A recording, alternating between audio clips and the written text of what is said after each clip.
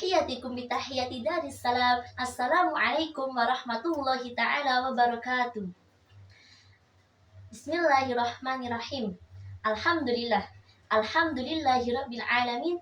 Al-fatih lima ulik wal khatib lima sabaq wan nasrul haq bil haq wal hadi ila siratikal mustaqim wa ala alihi haqqa qadarihi wa miqdarihil adim. Amma ba'd. Yang saya hormati Dr. Haji Sudirman MAG selaku dosen pengampu kuliah metode dakwah dan teman-teman yang berbahagia.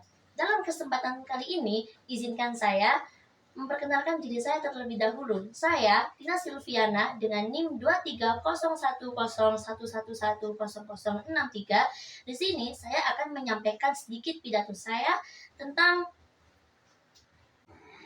dengan judul Persiapan Umat Islam Menyambut Tahun Baru Masehi. Jadi, apa saja yang harus dilakukan umat Islam ketika menyambut Tahun Baru Masehi? Yang pertama dilakukan oleh umat Islam ketika menyambut datangnya Tahun Baru Masehi adalah yaitu pergantian tahun adalah pengingat berlalunya waktu. Sebagaimana firman Allah dalam surat Al-Asr ayat 1 dan 2, A'udzubillahi minasyaitonirrajim. Bismillahirrahmanirrahim. Wal 'asr. Innal insana lafi khusr. Demi masa manusia itu sesungguhnya telah rugi. Nah, maksudnya kerugian di sini itu apa? Percuma ketika umat Islam itu selama 1 tahun dia melakukan kebaikan, kemudian di tahun terakhirnya dia lalai dengan Allah, maka itulah termasuk manusia yang rugi. Na'udzubillahi min dzalik. Semoga kita bukan termasuk dari manusia tersebut.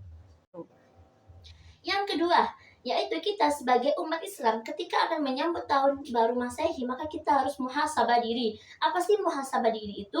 Muhasabah diri adalah introspeksi diri. Jadi kita mengoreksi diri kita sendiri. Benarkah yang sudah kita lakukan? Apakah Allah nanti ketika kita melakukan apakah akan memaafkan kita? Seperti itu. Sebagaimana firman Allah dalam surat Al-Hasr ayat 18 yang berbunyi, A'udzubillahi minasyaitonirrajim. Ya ayyuhalladzina amanu taqullaha wal tanzur nafsum ma qaddamat lighad. Wahai orang-orang yang beriman, bertakwalah kepada Allah dan hendaklah kalian itu memperhatikan apa yang hendak kalian lakukan di hari esok. Jadi kita mengoreksi diri kita sendiri. Apakah sudah benar sholat kita? Apakah kita sudah sholat tepat waktu? Atau kita masih menjalankan sholat itu mepet-mepet? Seperti misalnya orang sedang sibuk bekerja. Nah, jadi sholat duhurnya mepet ke asar. Asarnya mepet ke maghrib. Maghribnya mepet ke isya. Padahal maghrib itu adalah waktu yang sangat singkat sekali. Jadi kita harus memperbaiki diri kita sendiri. Kalau kita senantiasa menjaga sholat kita, maka Allah itu juga akan selalu menjaga kita.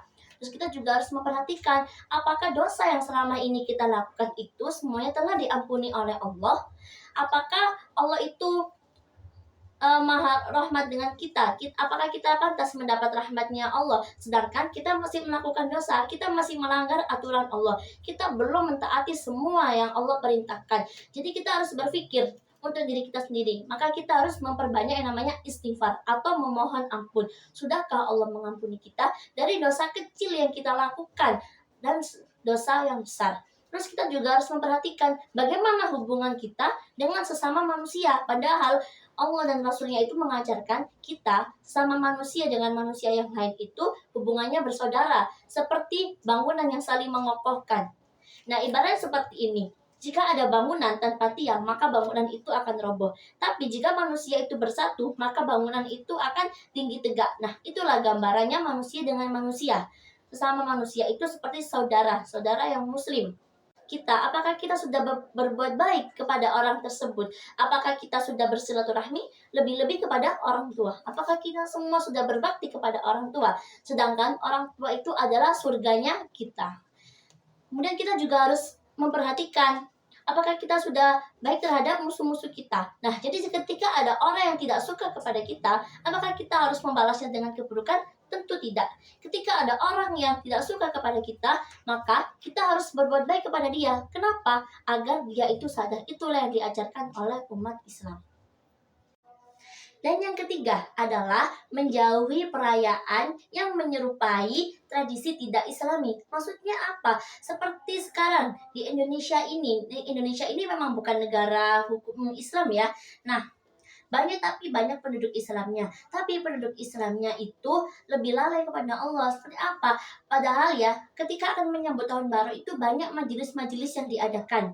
Di antara dari kota sampai kabupaten itu semuanya ada. Tapi kenapa umat Islam itu lebih memilih perayaan-perayaan yang tidak mencerminkan apa yang diajarkan oleh Nabi Muhammad, sebagaimana hadis riwayat Abi Dawud, qala Rasulullah sallallahu alaihi wasallam, man tasyabbaha biqaumin fahuwa minhum. Barang siapa yang menyerupai suatu kaum, maka ia termasuk daripada kaum tersebut.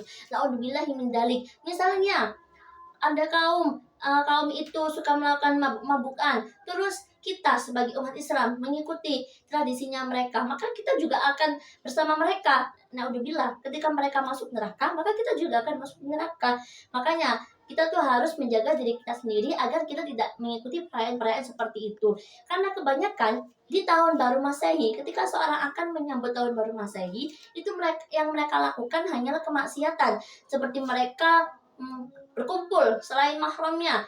Mereka laki-laki dan perempuan berkumpul, mereka mengadakan konser, mereka mengadakan pesta besar-besaran, dan bahkan ada yang minum minuman keras. Dan di sana juga itu pasti ada yang membuka aurat. Ya, si laki-laki melihat auratnya si perempuan, itu kan juga berdosa juga.